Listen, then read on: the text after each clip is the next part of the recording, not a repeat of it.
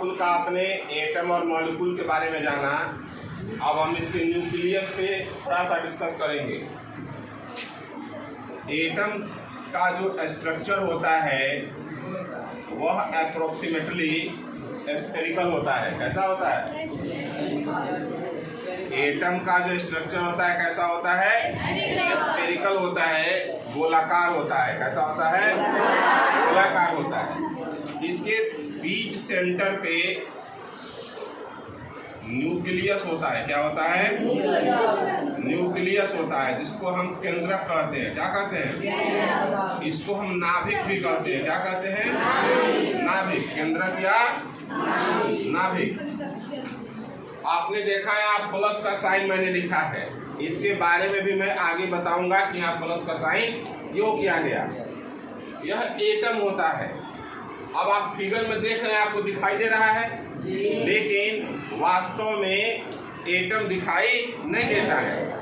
इसका आकार इतना छोटा होता है, इसका आकार इतना छोटा होता है कि आपको नंगी आंखों से वह दिखाई नहीं देता है। ये पर एटम जो होते हैं, इनका आकार इतना छोटा होता है कि आप इसे नंगी आंखों से नहीं देख सकते। जैसे सबसे पहला हमारा एलिमेंट है हाइड्रोजन। क्या है? हाइड्रोजन। इसके एटम के बारे में अगर हम जाने तो इसका रेडियस होता है हाइड्रोजन का 10⁻⁻10। कितना होता है? 10⁻⁻10 मीटर। क्या होता है? मीटर होता है। अब 1 मीटर अप्रोक्सीमेटली 1 हैंड। 1 मीटर मतलब 1 हाथ। अब सोचिए कि वो माइनस में हो गया है। कितना? तो 1/2, 3, 4, 5, 6, 7, 8, 9, 10 इतना मीटर।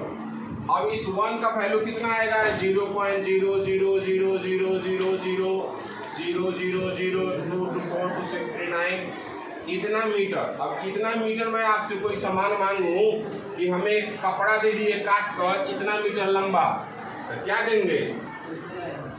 तो इसीलिए इसका जो साइज होता है वह हम लोगों के लिए खुली आंखों से देखने के लिए, ओपन आई से देखने के लिए नेग्लिजिबल होता है, नगण्य होता है, हम देख नहीं पाएंगे। इसको देखने के लिए माइक्रोस्कोप की आवश्यकता पड़ती है। फिर भी हमको पढ़ना है इसको, इसीलिए इसका स्ट्रक्चर बनाया गया है कि यह कैसे होता है। ठीक है? एटम का स्ट्रक्चर जो होता है, बीच सेंटर में न्यूक्लियस होता है। क्या होता है? न्यूक्लियस। और इस न्यूक्लियस के चारों तरफ सर्कुलर पथ पर ऐसे ऐसे सर्कुलर पथ होते हैं, और इसी पथ पर जो है वह इलेक्ट्रॉन घूमते रहते हैं, इलेक्ट्रॉन मूव करते रहते हैं। क्या मूव करते हैं? इलेक्ट्रॉन मूव करते हैं। और ये सब इनके जो हैं सेल कहलाते हैं। क्या कहलाते हैं? जैसे कि L, M, N ऐसे सेल होते हैं। क्या होते हैं? सेल होते हैं। और इलेक्ट्रॉन ये सब होते हैं। इसमें क्या होते हैं? इलेक्ट्रॉन। और यहाँ जो प्लस लिखा गया है, यहाँ पर न्यूक्लियस में प्रोटॉन और न्यूट्रॉन होते हैं। क्या होते हैं? प्रोटॉन पर पॉजिटिव चार्ज होता है। कैसा चार्ज होता है? इसको प्लस भी लिखते हैं। या तो पढ़िए पॉजिटिव चार्ज या प्लस VE, दोनों का सेंस एक ही होता है। क्या होता है? एक ही होता है। यह प्रोटॉन है। प्रोटॉन पे कैसा चार्ज होता है?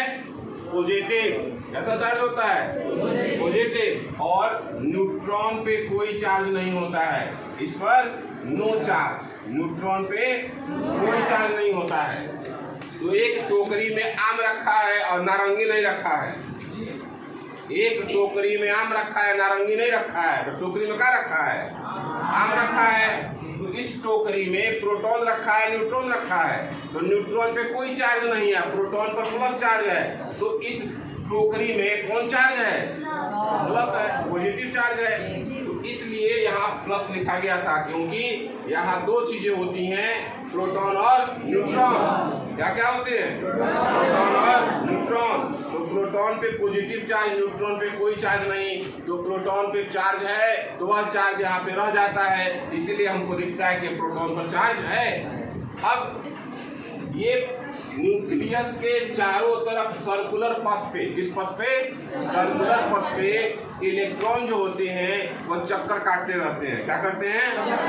चक्कर काटते रहते हैं। ये ऐसे चक्कर काटते हैं कि कोई दूसरे के सेल में नहीं आता है। प्रत्येक सेल के बीच एक इंटरएक्शन फोर्स काम करता है। क्या करता है? उसको कहते हैं सेंट्रीफ्यूगल फोर्स। क्या कहते हैं? उस फोर्स के कारण कोई दूसरे सेल का इलेक्ट्रॉन दूसरे सेल में नहीं आता है, वह अपने एनर्जी को बनाए रखता है और उस एनर्जी के कारण अपने सेल में ही घूमते रहता है, दूसरे सेल में नहीं जाता है। और जो प्रोटॉन की संख्या होती है, जो प्रोटॉन होते हैं, नंबर ऑफ प्रोटॉन, ये बराबर होते हैं नंबर ऑफ इलेक्ट्रॉन के। इसके बराबर होते हैं। क्या मतलब हुआ? मतलब यह हुआ कि जितने इलेक्ट्रॉन होंगे उतने ही प्रोटॉन होंगे, जितने इलेक्ट्रॉन होंगे उतने ही प्रोटॉन होंगे। तो इलेक्ट्रॉन क्या होता है? माइनस। इलेक्ट्रॉन पे कैसा चार्ज होता है? माइनस का, निगेटिव का। तो जितना निगेटिव चार्ज है उतना ही पॉजिटिव चार्ज है। इसीलिए यह जो एटम है इस पे कोई चार्ज नहीं होता है। पूछा जाए कि इस इलेक्ट्रॉन निगेटिव चार्ज है, प्रोटॉन पॉजिटिव चार्ज है, बताइए एटम पर कैसा चार्ज है? एटम पर कैसा चार्ज है? इलेक्ट्रॉन पे नेगेटिव चार्ज है, इलेक्ट्रॉन पे नेगेटिव चार्ज है, और प्रोटॉन पे पॉजिटिव चार्ज है। तो एटम पर कैसा चार्ज है? तो भाई कोई चार्ज नहीं है। क्यों नहीं है भाई? क्यों नहीं है? क्योंकि जितने इलेक्ट्रॉन उतने प्रोटॉन है, तो दोनों समाप्त हो गए। +2 और -2 क्या होगा? 0। +3 -3 क्या होगा? 0। तो प्लस इलेक्ट्रॉन और माइनस इलेक्ट्रॉन हो गया तो कहाँ हो गया? 0। तो इलेक्ट्रॉन और प्रोटॉन आपस में बराबर हैं, लेकिन उनके चार्ज जो हैं वो अपोजिटली डिफरेंट हैं, तो अलग अलग हैं, प्लस में है माइनस में है, इसलिए दोनों का चार्ज क्या हो जाता है? समाप्त हो जाता है। एटम पे कोई चार्ज नहीं होता है। और यह समझिए ऐसे कि एक आपके पास वाटरमेलन है। क्या है? खरबूज है। उस खरबूज में जैसे उसके बीज होते हैं, खरबूज के जो सीड्स होते हैं काले काले होते हैं ना, नहीं खाए कभी? बड़े बड़े होते हैं, नदी के किनारे फलते हैं। नदी के किनारे फलने वाला वो फल होता है और गर्मियों में उसका सेवन अधिक करते हैं। अभी कुछ दिन पहले तक नदी में पानी आने तक वो बिक रहा था बाजार में, बहुत मीठा लगता है। तो मान लीजिए कि एटम जो खरबूज है, एटम क्या है? खरबूज। और उसमें जो काले काले बीज हैं वही इलेक्ट्रॉन है। वह क्या है? इलेक्ट्रॉन है। अब देखिए पूरे खरबूज में बीज होता है कि नहीं होता है? वैसे ही एटम के न्यूक्लियस के चारों तरफ सर्कुलर पथ पे इलेक्ट्रॉन क्या करते रहते हैं? चक्कर काटते रहते हैं और उनकी एनर्जी बनी रहती है, वे दूसरे सेल में चले नहीं जाते हैं, अपने एनर्जी लेवल को बरकरार रखते हैं। मान लीजिए कि आप किसी ग्राउंड पे चले गए दौड़ने के लिए, आपको दरोगा की बहाली में जाना है और आप दौड़ने लगे, तो सबसे पहले खूब किनारे किनारे दौड़े, तो थोड़ा थक जाइएगा। जब दूसरा राउंड मारिएगा तो सोचिएगा उधर बहुत उबड़ खाबड़ है, थोड़ा इधर से घूम जाते हैं, प्लेन है। तीसरा राउंड जब आइएगा तो कहिएगा यहाँ घास नहीं है, थोड़ा पैर स्लिप कर रहा है, थोड़ा और अंदर से घूम जाते हैं। तो एक समय ऐसा आएगा कि अब आपसे दौड़ा नहीं जाएगा। क्यों? क्योंकि आपके पास सेंट्रीफ्यूगल फोर्स नहीं है, आपके पास इंटरमॉलिक्यूलर फोर्स भी नहीं है, आपके पास कोई फोर्स नहीं है। आपके पास एक एनर्जी थी जो दौड़ते दौड़ते क्या हो गई? समाप्त हो गई। लेकिन यह अपने एनर्जी लेवल को बरकरार रखता है। इसके बारे में आगे अच्छे से चर्चा करेंगे। तो यह एनर्जी लेवल अपना बरकरार रखता है, जिस कारण यह दूसरे के लेवल में, दूसरे के सेल में नहीं चला जाता है। हम लोग आगे अभी देखेंगे कि कैसे यह सेल में इलेक्ट्रॉन का भरना होता है। पहले सेल में फिर सब सेल होते हैं। यह पहला सेल के सेल है, इस के सेल में भी सब सेल होते हैं। उस सब सेल में इलेक्ट्रॉन कैसे भरते हैं अब हम लोग इसको देखेंगे। क्या देखेंगे?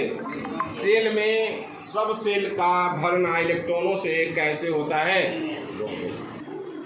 अब सेल में इलेक्ट्रॉन कैसे भरते हैं, को भरने के लिए जिस प्रोसेस को अप्लाई करते हैं उसका नाम है इलेक्ट्रॉनिक कॉन्फ़िगरेशन। क्या नाम है? Electronic configuration.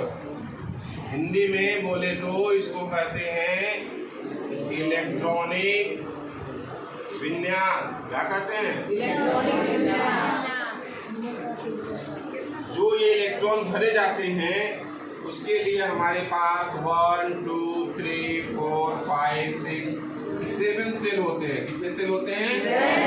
7 सेल होते हैं। और SPDF यह सब सेल होते हैं। क्या होते हैं? सब सेल। इस यस सब सेल में मैक्सिमम 2 इलेक्ट्रॉन रह सकते हैं। कितने रह सकते हैं? 2 इलेक्ट्रॉन्स रह सकते हैं। पी सब सेल में 6 इलेक्ट्रॉन्स मैक्सिमम रह सकते हैं। डी सब सेल में 10 इलेक्ट्रॉन्स रह सकते हैं मैक्सिमम। कम की आवश्यकता हुई कम ले लेंगे, लेकिन मैक्सिमम वो 10 तक जा सकता है। और यह सब सेल में 14 इलेक्ट्रॉन्स होते हैं। कितने इलेक्ट्रॉन्स होते हैं? 14 इलेक्ट्रॉन्स होते हैं। तो ये 7 सेल होंगे और ये 4 सब सेल होंगे। इन्हीं सब सेल्स में आपको इलेक्ट्रॉनों को भरना होगा। और जब यह जान जाएंगे तो आप वैलेंसी निकालना जान जाएंगे। केमिस्ट्री में जब आप केमिकल रिएक्शन कराते हैं, केमिकल कॉम्बिनेशन कराते हैं, तो कैसे उसे करते हैं इसकी भी जानकारी आपके पास हो जाएगी। जैसे आप लिखते हैं Al2O3, क्या लिखते हैं? Al2O3। यहाँ 2 क्यों लिखा है, यहाँ 3 क्यों लिखा हुआ है? नहीं जानते हैं। तो नहीं जानते तो क्या करना पड़ता है? याद करना पड़ता है। अभी मैंने यहाँ लिखा था H2O, तो O पर 2 क्यों नहीं लिखे, क्यों H पर लिखे? तो जब हम यहाँ जान जाएंगे भरना, तो इसको भी हम जान जाएंगे। क्या करेंगे?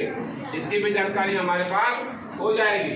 तो अब हम लोग देखेंगे सेल में सब सेल्स जो हैं इनमें इलेक्ट्रॉनों का भरना कैसे होता है, SPDF कैसे काम करता है, क्या देखेंगे?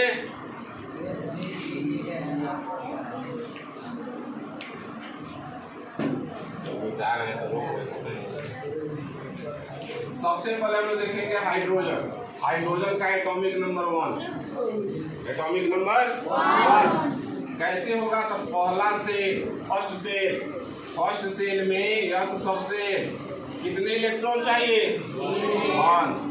1 हो गया। दूसरा element helium, atomic number 2, cell पहला और सबसे यस 2 इलेक्ट्रॉन 1s2। हीलियम के बाद लिथियम 1s2। देखिए यस सब सेल के 2 ही इलेक्ट्रॉन होते हैं और दोनों ले लिया। अब क्या होगा? दूसरे सेल में चले जाएंगे 2s1। कहाँ चले जाएंगे? Beryllium 4 1s2 2s2। एक इलेक्ट्रॉन हो गया, दूसरा इलेक्ट्रॉन भर गया इसमें। बेरिलियम के बाद बोरॉन 1s2 2s2। यस के बाद कहाँ जाते हैं? पी में। कहाँ जाएंगे? पी में 1 electron. Carbon 6 1s2 2s2 2p2। फिर नाइट्रोजन 7 1s2 2s2 2 3। यहाँ पी सब सेल में 2 इलेक्ट्रॉन है। यहाँ देखिए 3 हो गए। नाइट्रोजन के बाद oxygen 1s2 2s2 2p4। Oxygen के बाद fluorine 9 1s2 2s2 2p5। Neon 10 1s2 2s2 2p6। ऐसे जितने भी एलिमेंट हमारे पास आएंगे उसका कैसे इलेक्ट्रॉनिक कॉन्फ़िगरेशन करेंगे, तो इसी प्रोसेस को हम अप्लाई करते जाएंगे, आगे बढ़ते जाएंगे। That's all.